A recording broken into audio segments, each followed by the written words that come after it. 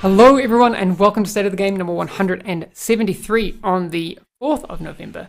Okay, so like we said, TU12 is coming soon, and there's going to be some streams coming up where we talk a bit more in depth about it, but there's going to be new weapons, new gear, there's a new brand as well in there and some new exotics.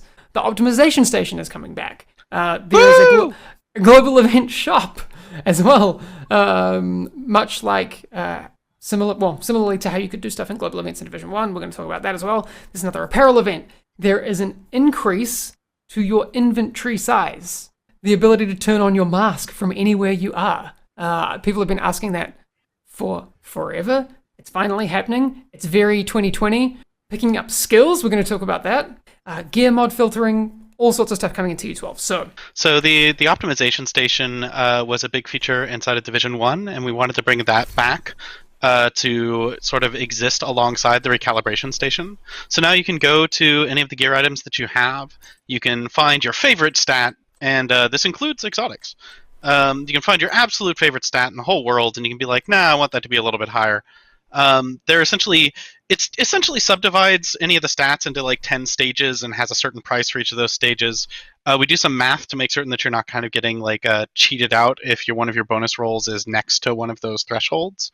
So the way it works is that there are now 4 new currencies. Actually, there's this entire wall of new currencies that you I paused the about. video here because it's quite I guess, important. It's quite a lot. It feels like a bunch of wallets to see them all at once. Yeah. But it's like you have one class of things that you get from breaking down gear that goes in a particular slot. So if I want to optimize pistols, I need to go to get a bunch of pistols and deconstruct them, and then I can spend that pistol deconstruct currency to upgrade them. But in addition to that, there is also the shade calibration, which you get from completing projects, and from you can craft any of these inside of the crafting station. So you can just craft a big bundle of the one that you're falling behind on, for example.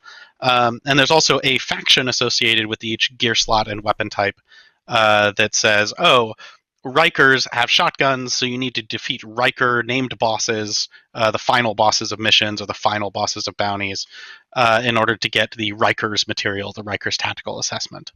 And that way is sort of, if you engage with all of the different sort of systems of the game, or if you just really like scavenging, there's like now a really solid reason to go out and scavenge for materials in the world, because you just use the standard scavenging materials like polycarbonate and electronics and stuff to craft the bundles of materials.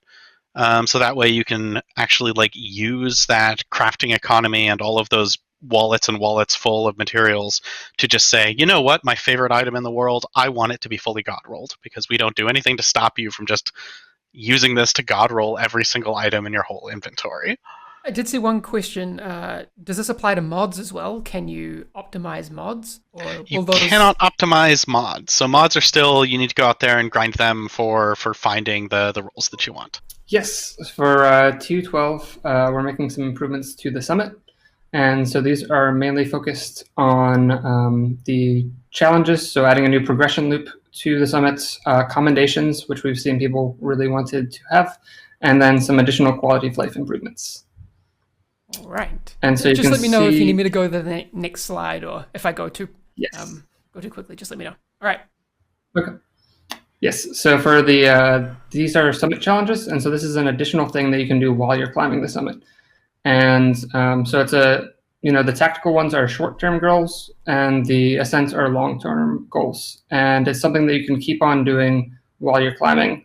And so you'll have one of each of these active, and each time you complete one of these challenges, you get a reward.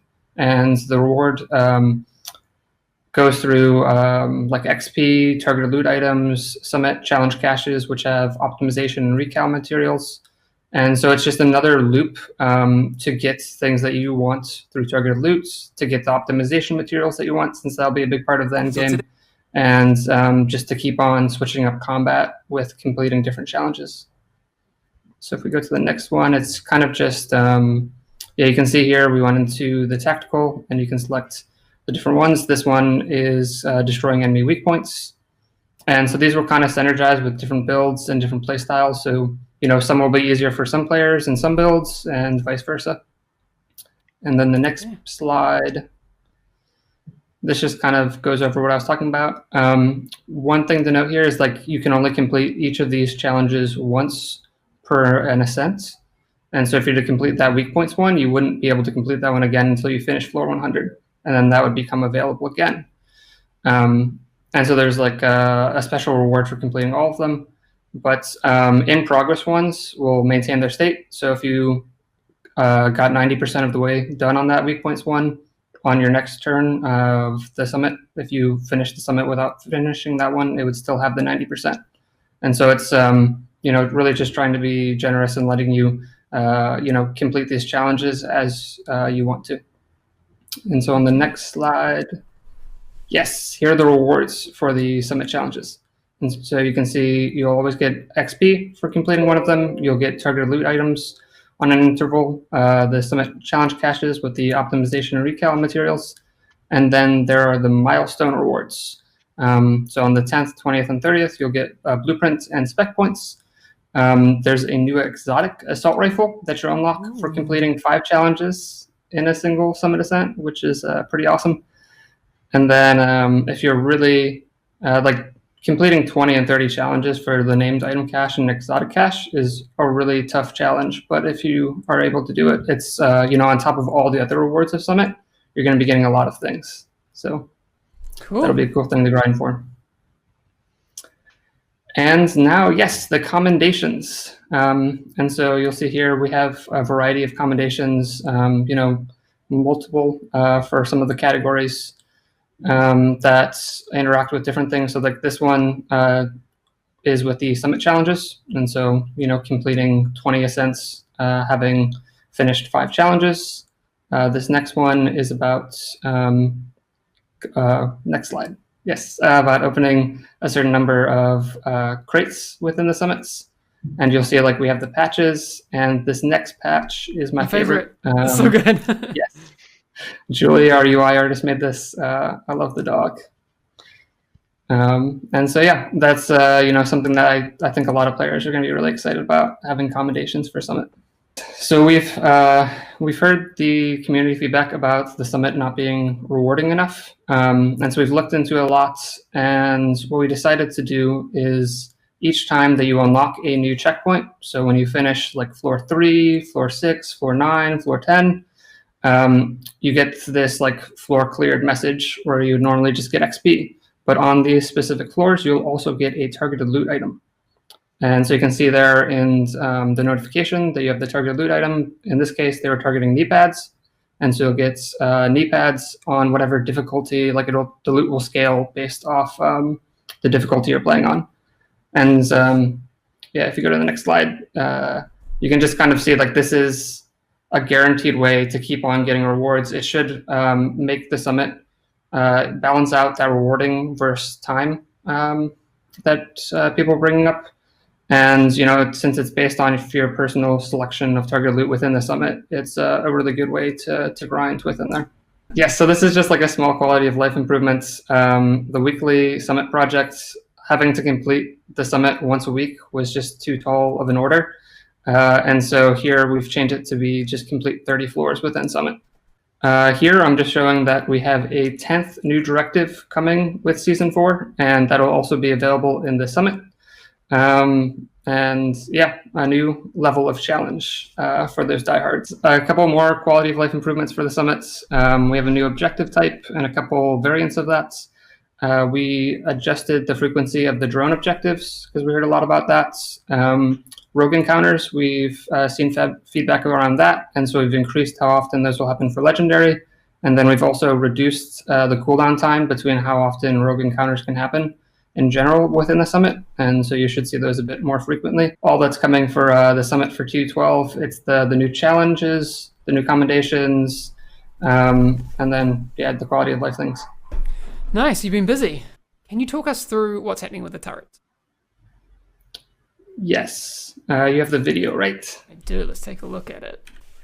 And so yes, you'll see that for this turret, it was deployed and it had a about half of its cooldown left, and so when you pick it up, it will refund. It'll reduce the cooldown by that amount. And so you see, like here, is the video frozen? No, sorry, I just paused it so people could see what's happening. Okay.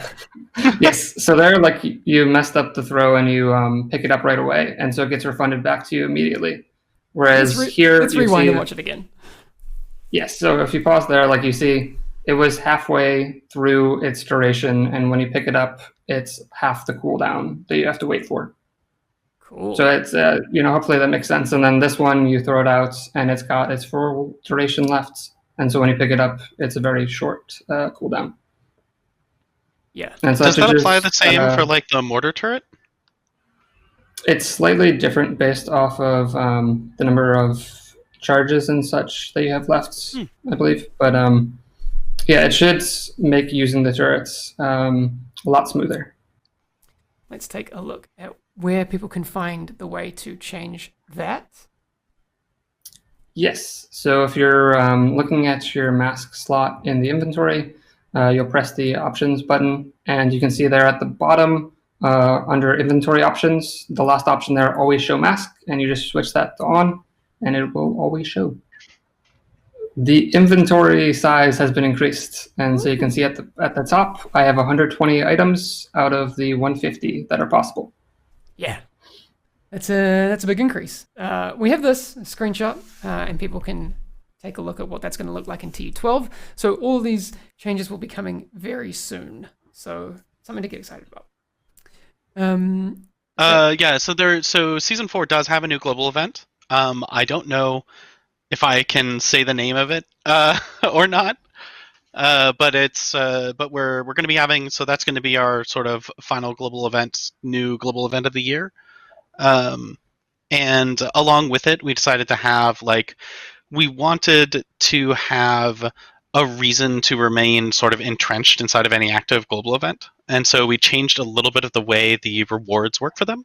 So now you complete challenges or just level up during the course of while you have the global event active, and that accrues you stars.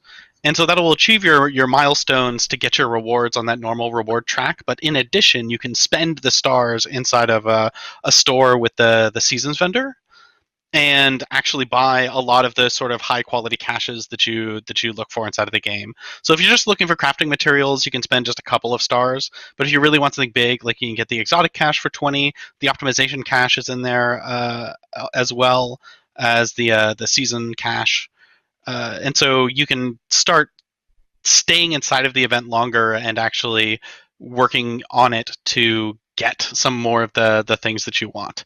Spending your stars inside of this store does nothing to impact your progress on getting the reward tiers. Those just go up for saying, hey, you've gotten this many stars during the event. Congrats, here's your present.